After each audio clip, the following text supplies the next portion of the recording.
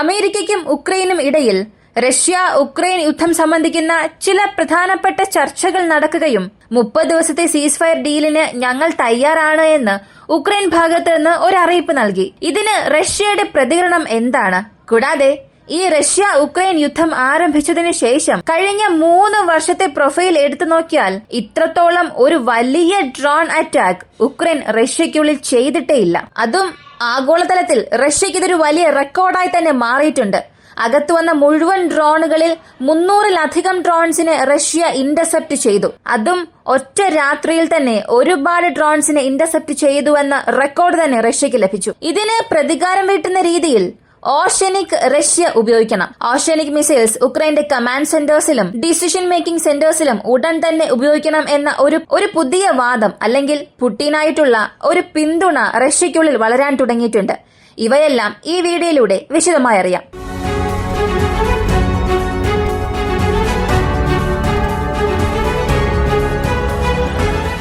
രണ്ട് പ്രധാനപ്പെട്ട കാര്യങ്ങളാണ് പറയാനുള്ളത്. ഒന്ന്, ഓഷ്യനിക് മിസൈൽസ് എന്തുകൊണ്ടാണ് ഉപയോഗിക്കണം എന്ന് പറയുന്നത്. സത്യത്തിൽ അത് റഷ്യ ഉപയോഗിക്കാനുള്ള സാധ്യതയുണ്ടോ? രണ്ടാമതായുള്ള കാര്യം, ഇതിനെക്കുറിച്ച് അറിയുന്നതിന് മുൻപ് നമുക്ക് ചെറിയ ചെറിയ അപ്ഡേറ്റ്സ് ആദ്യം അറിയാം. ആദ്യം വന്നിരിക്കുന്ന അപ്ഡേറ്റ്, ക്രെംലിൻ അതായത് റഷ്യ ഔദ്യോഗികമായി പ്രതികരിച്ചു. അമേരിക്കയ്ക്കും ഉക്രൈനും ഇടയിൽ ചില പ്രധാനപ്പെട്ട മീറ്റിംഗ് സംഭവിച്ച് അവസാനിച്ചു.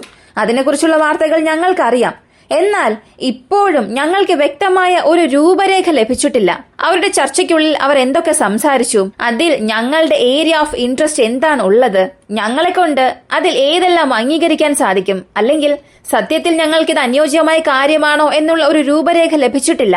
അവയെല്ലാം ലഭിച്ചാൽ മാത്രമേ അടുത്ത റഷ്യ എന്ത് ചെയ്യാൻ പോകുന്നു, പുടിൻ ഇതിനെ സമ്മതിക്കുമോ ഇല്ലയോ എന്നറിയാൻ സാധിക്കും. അതുപോലെ മറ്റൊരു അക്യൂസേഷൻ പറഞ്ഞത് ഫ്രാൻസ്, ജർമ്മനി ഈ 2 രാജ്യങ്ങൾക്കും റഷ്യയോട് എന്താണ് വിരോധം എന്നറിയില്ല. ഇവർ ഈ 30 ദിവസത്തെ സീസ് ഫയറിൽ ഉക്രൈനെ പുനർനിർമ്മിക്കാനുള്ള എല്ലാ ജോലികളും ചെയ്യാൻ തയ്യാറാണ്. ഇതിനകം പോളണ്ട് വഴി ഉക്രൈനിലേക്ക് വരുന്ന സഹായം വീണ്ടും വരുന്നുണ്ട്. കണ്ടെയ്നറുകളിൽ നിർത്തിവച്ചിരുന്ന എല്ലാ ആയുധങ്ങളും ഇപ്പൊ ഉക്രൈനിലേക്ക് വീണ്ടും അയക്കാൻ തുടങ്ങിയിട്ടുണ്ട്.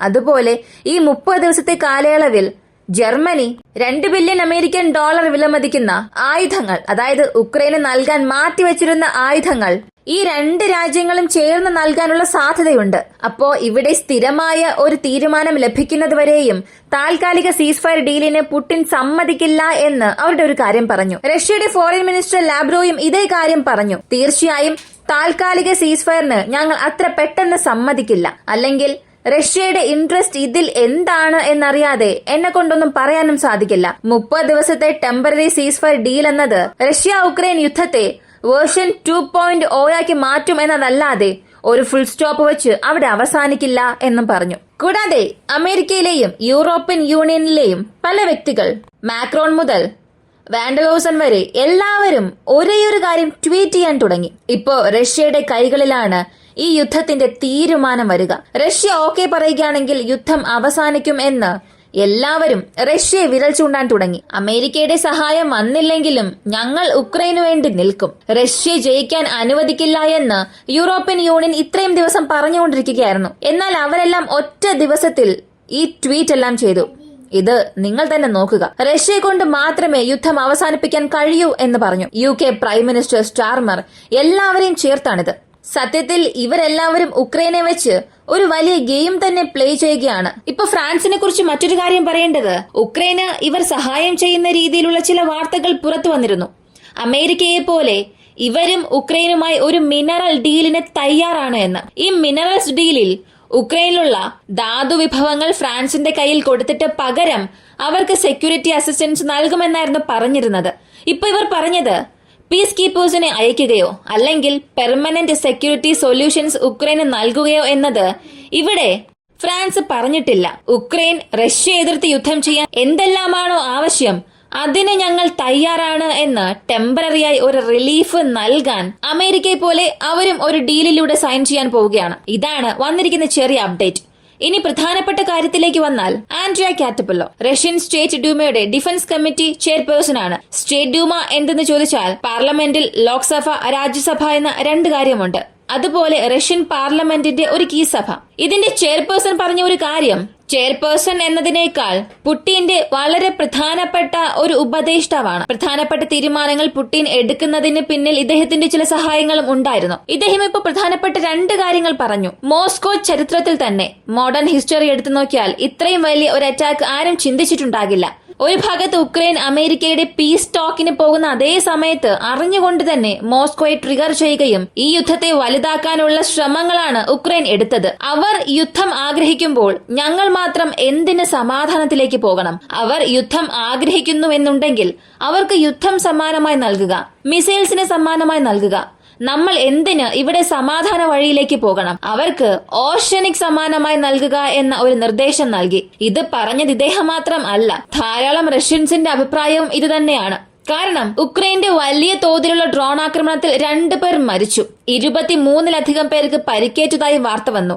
അപ്പോ ഈ എണ്ണം എന്നത് വീണ്ടും വർദ്ധിക്കും. ഇതിൽ ശ്രദ്ധിച്ചാൽ ഒരു കാര്യം മനസ്സിലാക്കാൻ സാധിക്കും. ഇവർ ആക്രമിച്ചിരിക്കുന്നതെല്ലാം അപ്പാർട്ട്മെന്റ്സ്, ബിൽഡിംഗ്സ്, അതല്ലാതെ ഒരേ ഒരു മിലിറ്ററി കോംപ്ലക്സിനെ പോലും ആക്രമിച്ചിട്ടില്ല. അപ്പോ പൊതുജനങ്ങൾ ഉള്ള സ്ഥലങ്ങളെ ഉക്രൈൻ ലക്ഷ്യം വെച്ച് ആക്രമിച്ചിട്ടുണ്ട്. അവിടെ ഒരു ഭയം സൃഷ്ടിക്കണം എന്നതിനു വേണ്ടി തന്നെ ഇത്രത്തോളം ഒരു വലിയ അറ്റാക്ക് നടത്തി. അപ്പോ അവർക്കും നമ്മൾ അതേ മറുപടി തന്നെ നൽകണം. എന്നാൽ ഇത്തവണ ഒരു ഓർഷനിക് അല്ല ഉപയോഗിക്കേണ്ടത്. ഇതിനകം തന്നെ നിപ്രോ ഫെസിലിറ്റിയിൽ ഉപയോഗിച്ചതുപോലെ ഒരേ ഒരു ഓർഷനിക് ഉപയോഗിക്കാൻ പാടില്ല. ഉക്രൈന്റെ ഡിസിഷൻ മേക്കിംഗ് സെന്റേഴ്സ്, അതായത് അവിടെ പാർലമെന്റ്, ഡിഫൻസ് ഹെഡ്ക്വാർട്ടേഴ്സ്, അവരുടെ പ്രധാനപ്പെട്ട സൈനിക ഉദ്യോഗസ്ഥർ താമസിക്കുന്ന ബങ്കേഴ്സ്, ഇവയെല്ലാം ഓർഷനിക്കിന് ഇരയാക്കി മാറ്റണം. അങ്ങനെ മാറ്റിയാൽ മാത്രമേ അവർക്ക് അതിന്റെ വേദന മനസ്സിലാവുകയുള്ളൂ. വേദന മനസ്സിലായാൽ മാത്രമേ ഈ യുദ്ധം യഥാർത്ഥത്തിൽ അവസാനിപ്പിക്കണം എന്ന ഒരു ചിന്ത തന്നെ സെലൻസ്കിക്കും ഉക്രൈന് വരികയുള്ളൂ എന്നുള്ള ഒരു വലിയ അറിയിപ്പ് നൽകി. ഇതിനെ പുടിൻ എങ്ങനെയായിരിക്കും സ്വീകരിക്കുക? അല്ലെങ്കിൽ ഇദ്ദേഹം പറഞ്ഞ ഉടനെ ഇതിനെക്കുറിച്ചുള്ള ചർച്ചകൾ നടക്കുമോ എന്നുള്ളതെല്ലാം അടുത്തടുത്ത ഘട്ടങ്ങളിൽ മാത്രമേ അറിയാൻ സാധിക്കൂ. എന്നാൽ മറ്റൊരു ഓർഷനിക് മിസൈൽ ഉക്രൈനുള്ളിൽ അയക്കുകയാണെങ്കിൽ അത് ഈ യുദ്ധത്തിന്റെ ഫലം മാറ്റുമോ എന്നറിയില്ല. പക്ഷെ സൈക്കോളജിക്കലി അവിടെ വലിയൊരു പ്രത്യാഘാതം ഉണ്ടാക്കും. നാറ്റോയുടെ വാർണിംഗ് സിസ്റ്റംസ് എല്ലാം യൂറോപ്പ് മുഴുവനുമുണ്ട്. അവയെല്ലാം അലേർട്ട് ആവുകയും ചെയ്യും. അപ്പോ റഷ്യ അവരുടെ മിസൈൽസിനെ കുറിച്ചുള്ള ഒരു ഡേറ്റ ഇവിടെ നാറ്റോയ്ക്ക് നൽകിയതുപോലെ തന്നെ ആകും. അപ്പോ ഇവയെല്ലാം ഒരു ഫാക്ടറാണ്. കൂടാതെ ഓർഷനിക് എന്നത് ഡെവലപ്മെന്റ് സ്റ്റേജിലായിരുന്നു, ഇപ്പോഴാണ് സീരിയൽ പ്രൊഡക്ഷനിലേക്ക് പോയത്. അത് ഉടൻ തന്നെ അവർ ഉപയോഗിക്കുമോ എന്നുള്ളതും ഒരു ചോദ്യമാണ്. എന്നാൽ ഇവിടെ ഓർഷനിക് എന്നത് ആവശ്യമേ ഇല്ലാത്ത ഒന്നാണ്. ഓർഷനിക്കിനെ വെച്ച് മാത്രമേ യുക്രൈൻ കമാൻഡ് സെന്റേഴ്സിനെയോ അല്ലെങ്കിൽ ഡിസിഷൻ മേക്കിംഗ് സെന്റേഴ്സിനെയോ ആക്രമിക്കണമെന്ന ആവശ്യം ഇല്ല. ചലിച്ചുകൊണ്ടിരിക്കുന്ന ഒരു ഹൈമാസ് യൂണിറ്റിനെ അല്ലെങ്കിൽ ഒരു ATACMS യൂണിറ്റിനെയും ഇസ്കാന്ദർ M വെച്ച് ആക്രമിക്കാൻ സാധിക്കും എന്നുള്ളപ്പോൾ അതേ ഇസ്കാന്ദർ മിസൈൽസ് ഉപയോഗിച്ച് ഏതൊരു മുക്കും മൂലയെയും റഷ്യ കൊണ്ട് ആക്രമിക്കാൻ സാധിക്കും. അതിന്റെ കൂടെ കിൻസാൽ മിസൈൽസും ഉണ്ട്. അപ്പോ ഓർഷനിക് എന്ന ഓപ്ഷനിലേക്ക് പുടിൻ പോകുമോ എന്നുള്ളത് ഒരു സംശയമാണ്. എക്സ്ട്രാ ഒരു കാര്യം കൂടെ പറയാനുള്ളത്, റഷ്യ അവരുടെ initial stage of revenge start എന്ന രീതിയിലുള്ള വാർത്തകൾ പുറത്തു വന്നു. ഇതിന്റെ കാരണം കേഴ്സ്ക് എന്നത് ഒരു പ്രത്യേക സെറ്റ് ഓഫ് ബാറ്റിലായി പോവുകയാണ്. തീവ്രമായി യുദ്ധം നടക്കുന്നത് കേഴ്സ്കിലാണ്. എന്നാൽ ഈ കേഴ്സ്ക് ഒഴികെ 152 സ്ഥലങ്ങളിൽ റഷ്യ കഴിഞ്ഞ 24 മണിക്കൂറിനുള്ളിൽ ആക്രമണം നടത്തിയിട്ടുണ്ട്. 5 ഹൈമാസിനെ ആക്രമിച്ചുവെന്നും പറഞ്ഞു. 5-ലധികം ജേഡാംസ് യൂണിറ്റ് കൂടെ 30-ലധികം ഡ്രോൺ യൂണിറ്റ്സിന് എല്ലാം ഈ ഒറ്റ രാത്രിയിൽ നശിപ്പിച്ചിട്ടുണ്ട്. ഇതിൽ പ്രധാനപ്പെട്ട മറ്റൊരു കാര്യം, ഒരു MiG-29 വിമാനത്തെ, ഉക്രൈൻ വ്യോമസേനയിലെ ഒരു MiG-29 വിമാനത്തെ S-300 ഉപയോഗിച്ച് സുമി മേഖലയ്ക്ക് മുകളിൽ വെച്ച് വെടിവെച്ച് വീഴ്ത്തി. ഇവിടെ സുമി റീജിയണിൽ ഉക്രൈന്റെ ഒരു വിമാനം വെടിവെച്ച് വീഴ്ത്തുക, ആ ബോർഡറിനടുത്ത് വെച്ച് വെടിവെച്ച് വീഴ്ത്തുക, ഇതൊക്കെ ആദ്യത്തെ തവണയാണ്. കാരണം അവിടെ കൂടുതൽ ഉക്രൈൻ സൈനികരുടെയോ റഷ്യൻ സൈനികരുടെ പ്രവർത്തനങ്ങളോ ഉണ്ടാകില്ല. അവിടെ ആ വിമാനം വരേണ്ട ആവശ്യവുമില്ല.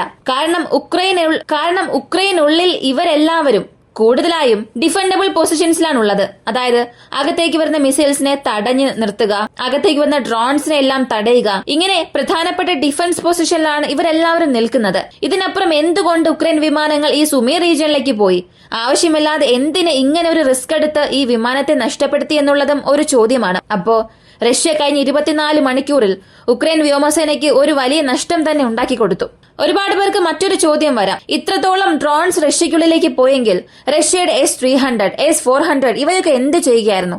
ഇവയെല്ലാം വേസ്റ്റ് ആണോ എന്ന്? വേസ്റ്റ് എന്ന് പറയാൻ സാധിക്കില്ല. ഈ ഡ്രോൺസ് എന്നത് RCS വളരെ കുറവുള്ള ടാർഗറ്റ്സ് ആണ്. നാളെ നമ്മളിൽ ആരെങ്കിലും ഒരു ഡ്രോൺ ആക്രമണം നടത്തിയാൽ, അല്ലെങ്കിൽ അമേരിക്കയിൽ ഇങ്ങനെ ഒരു ഡ്രോൺ അയച്ചാലും ശരി, അവരുടെ എയർ ഡിഫൻസ് സിസ്റ്റത്തെ കൊണ്ട് ഇതിനൊന്നും ചെയ്യാൻ സാധിക്കില്ല.